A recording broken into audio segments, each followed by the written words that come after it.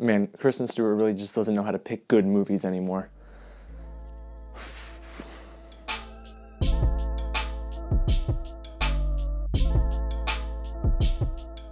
What's going on, you guys? James here with another Real Review. Today we're talking all about Kristen Stewart's latest film, Underwater. Trust me, you're going to want to get above water a lot quicker than you think with this one. My goodness.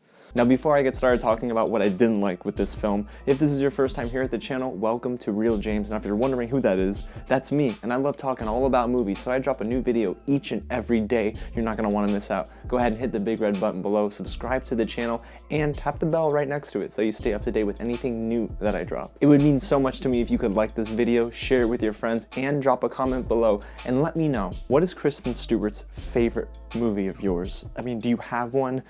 Do you like her? Let's just talk about that. And a little bit of housekeeping before we get started. If you haven't already seen it, my 20 most anticipated movies of 2020 has dropped. And earlier in the week, I did drop my Just Mercy review. If you haven't already seen it, you can find it live right on the channel. Alrighty guys, so let's waste no more time and dive right in to Underwater. You see what I did there? Underwater is directed by William Eubank, and of course it features Kristen Stewart as an engineer who is apparently a part of a drilling operation. Now, these engineers get into a ton of trouble when they awake a monster underneath the water that did not want to be awakened because of their drilling. So now they have to fight for survival and also against an unknown monster that literally wants to, well, eat them. Yeah, that's pretty much the story. I mean, we don't get much of a backstory for any of these characters, but I'll talk about that in a little bit. Okay, so surprisingly, there were a few good things about this movie, and the top of the list is Kristen Stewart. I don't think she's a bad actor, but I just think she chooses bad roles. In this movie, yes, she chose a bad role, but all of the best scenes included her by herself. I have to give her some credit because there was a lot of drama and emotion behind a lot of her solo moments, and honestly, they were the best parts of the movie. So I don't know why the whole movie wasn't just about her trying to find her crew, and she can't, and comes to the realization, and she has to fight this monster. That would have been great, but it didn't go there. Now, I appreciated the monster design. That's really cool. I mean, you can tell the visual effects look nice, and they spent a lot of hard work on the suit design and a lot of the, whatever they were working on, the drilling site. It looked like there was a lot of thought put into this production, so.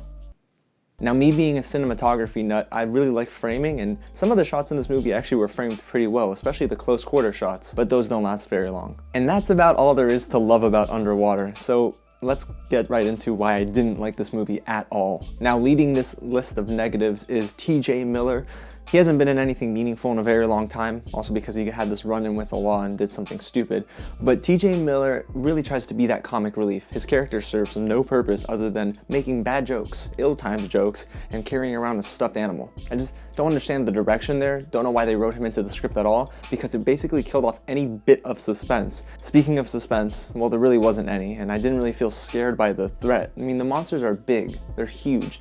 It's scary, or it's supposed to be, but then you kind of get pulled back into the minds of the engineers and they're pretty much lifeless because the story doesn't build up these characters. Why should I care about any of these engineers? That's the question I had the entire movie. I mean, it just jump starts you right into the plot. And that was another thing I didn't like. The movie starts with Kristen Stewart brushing her teeth, right? You're getting into the mood and the vibe of the movie, but then unfortunately it gets right into the action and we're put in survival mode. But I just don't know anything about these characters, so why should I care? And that's a big problem with the script itself because there's a lot of generic writing. I mean, we've seen these story beats before, just done better. Here it's just boring. And then the movie does this thing where it tries to force you to understand their families and these characters' motivations, but it just didn't work. I mean, there's legit a 6-minute conversation about a corgi. I mean, the corgi never comes up again. I think maybe once later on in the movie, but this has nothing to do with the plot. Can we just focus on the characters? And why are we talking about dogs? And why are you trying to force me to care about these family members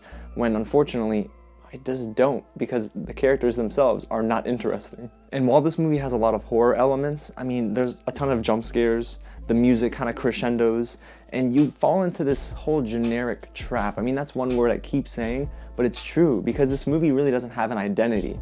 I think it started production in 2017, and you spent 3 years on this? Yeah, that's not a good thing. I know, a January movie, you're not expecting greatness. But the thing is, Kristen Stewart had some promise in this movie, and then the film kind of departs into this really bland area of movie making, and you just don't care too much about anything that goes on, and by the middle of the movie, I was just bored. If you're wondering whether or not you should really give this movie a shot or skip it altogether, just skip it.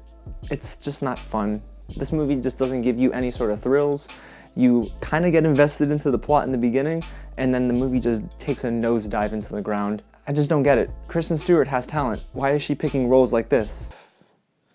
But hey, they all can't be winners. Unfortunately, Underwater is definitely a loser.